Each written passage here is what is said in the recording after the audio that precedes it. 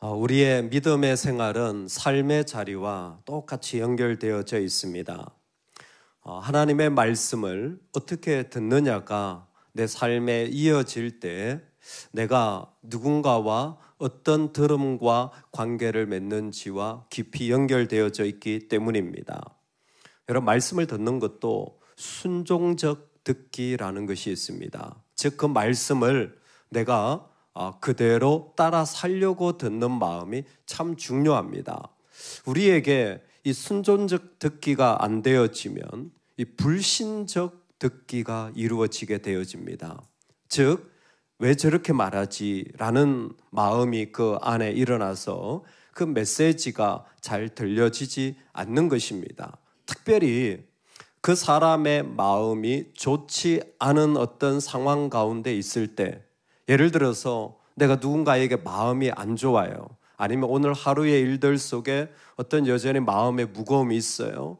아니면 지난날에 어떤 쉽지 않았던 일들이 내 마음에 여전히 남아 있습니다. 그러면요, 듣는 게 잘 안 됩니다. 사실 그대로 잘 안 들려요. 인간은 참으로 놀랍게 자기 확신적 편향이라는 것을 가지고 있습니다. 이런 말 들어보셨죠? 듣고 싶은 대로 듣는다. 듣기 좋은 것만 듣는다. 그 이야기는 뭐냐면 나는 듣는데 나도 모르게 내 마음이 안 좋을 때 나에게 들려지는 것은 팩트가 아니라 사실 내가 듣고 싶기를 원하는 것들, 내가 듣기를 원하는 것들만 내 안에 들려져서 그 사람에게 남겨질 때에 왜곡이 일어나는 것입니다. 사울이 다윗과 그와 함께 있는 사람들이 나타났다 함을 들으니라. 다윗이 나타났어요.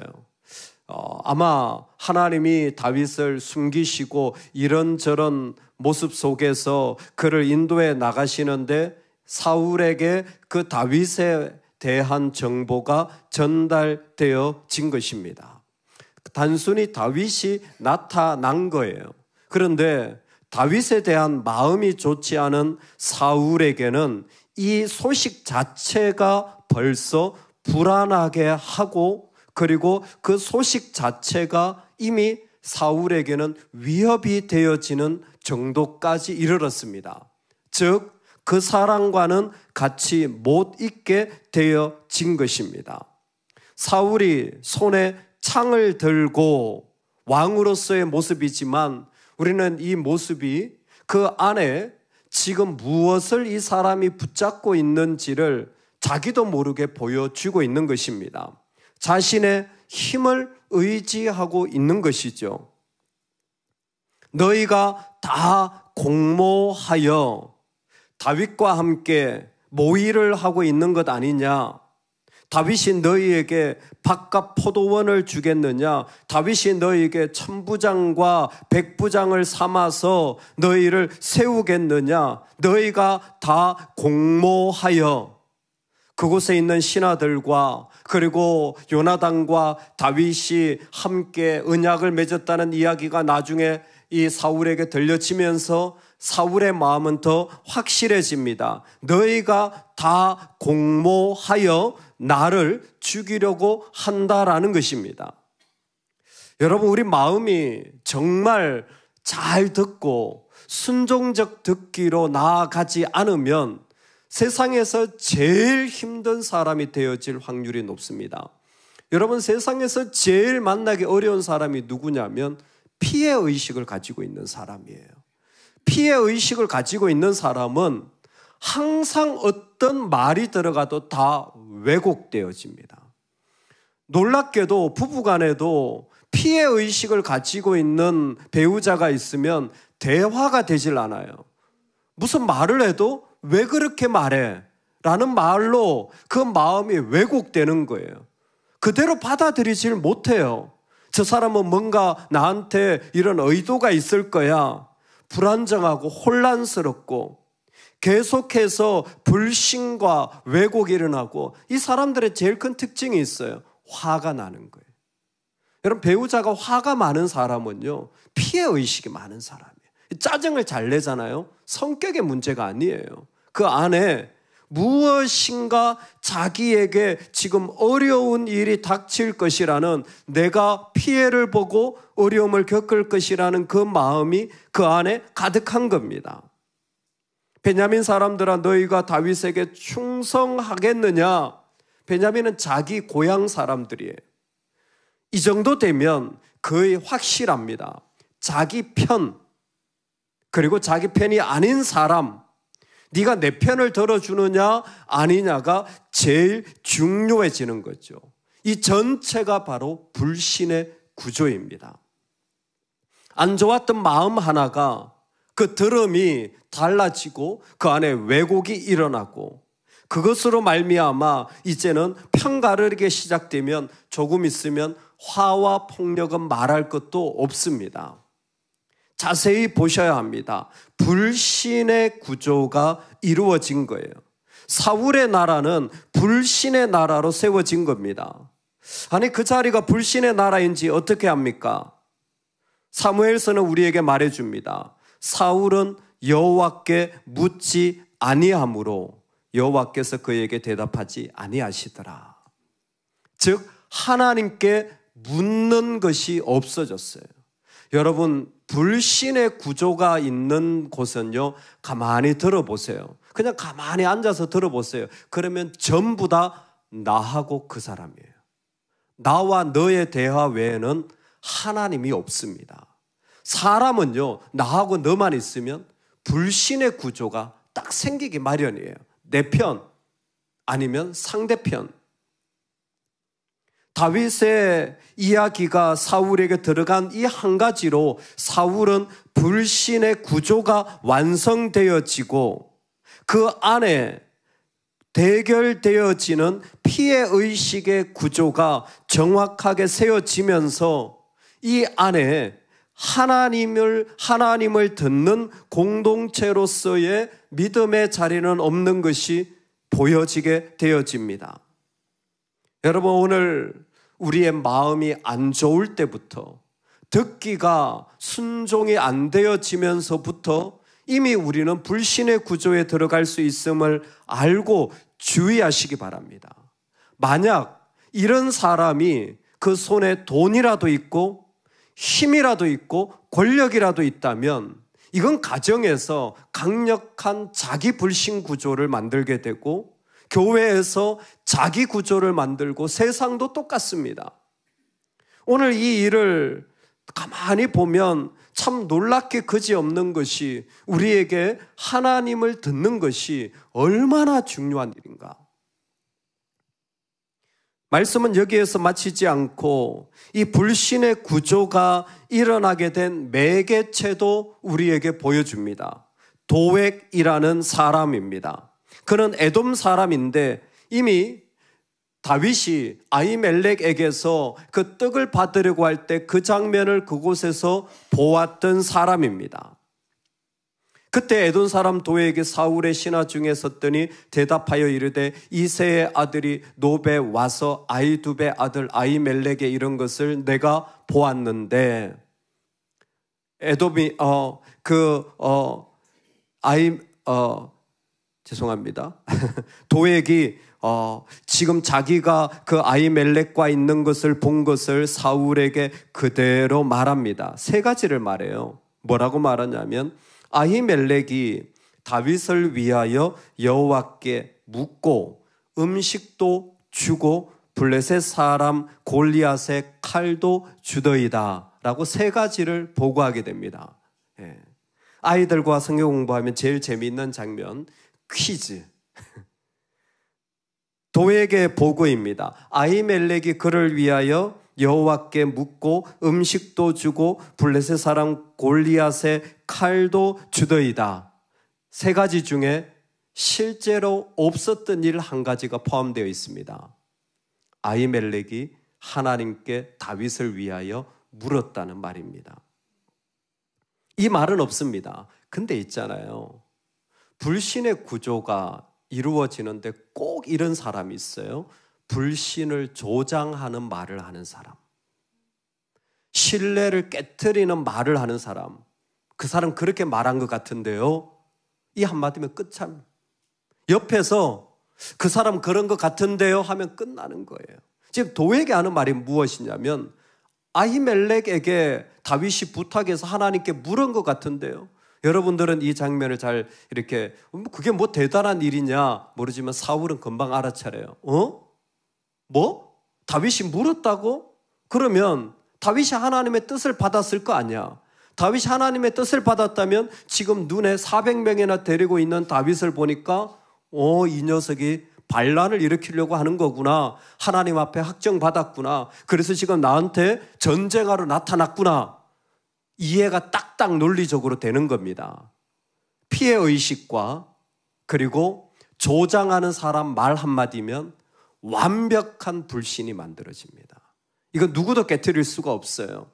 내가 도액한테 말 들었는데 도액이 당신 봤다는데요? 본 건 맞아요.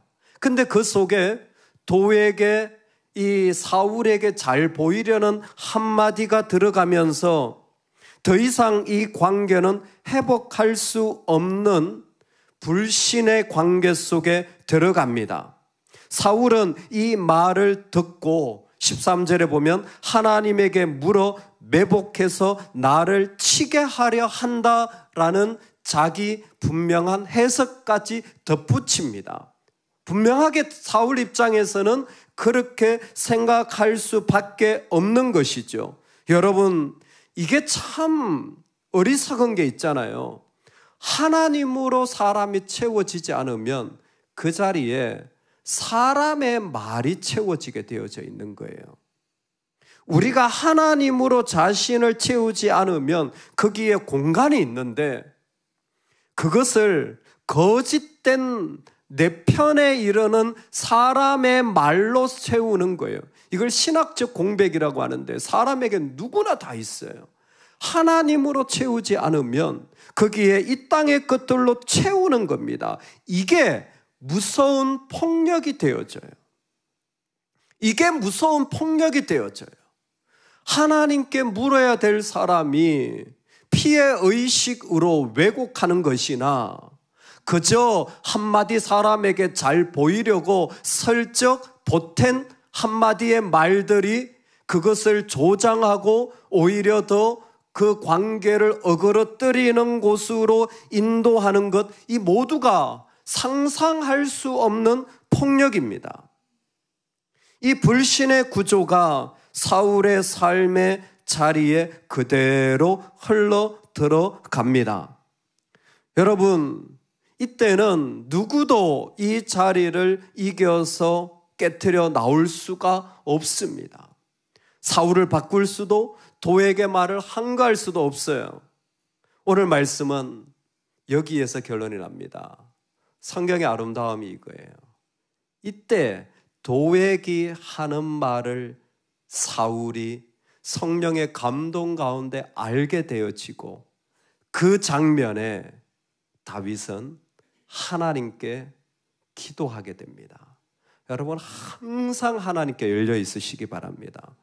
사람에게 말하기 전에 항상 하나님께 먼저 물으시기 바랍니다. 항상 하나님의 인도하심을 구할 수 있기를 소망합니다. 그냥 나타났는데 다윗은 사실 자기가 나타나려고 한 것도 아니죠. 누군가 말을 전해서 다윗이 저 헤렛 수풀에 있답니다 라고 말 한마디 전한 건데 다윗은 이미 죽일 놈이 되어져 있는 거예요. 도대체 이걸 어떻게 설명할 수 있겠습니까? 사울의 왜곡적 듣기에서 비롯되어진 그 마음, 도액이 거기에 불신을 더 조장하여 내가 봤다라는 확신, 과연 다윗은 이 세상에서 어떻게 살아갈 수 있겠습니까? 근데 그는 이 세상을 이렇게 살아갑니다. 한번 들어보시겠습니까? 포악한 자여, 네가 어찌하여 악한 계획을 스스로 자랑하는가? 하나님의 인자하심은 항상 있도다. 내 혀가 심한 악을 꾀하여 날카로운 삭도같이 간사를 행하는도다. 네가 손보다 악을 사랑하며 의를 말하는 것보다 거짓을 사랑하는도다. 간사한 혀여, 너는 남을 해치는 모든 말을 좋아하는도다. 그런즉 하나님이 영원히 너를 멸하시며 너를 붙잡아 내 장막에서 뽑아내며 살아있는 땅에서 내 뿌리를 빼시리로다.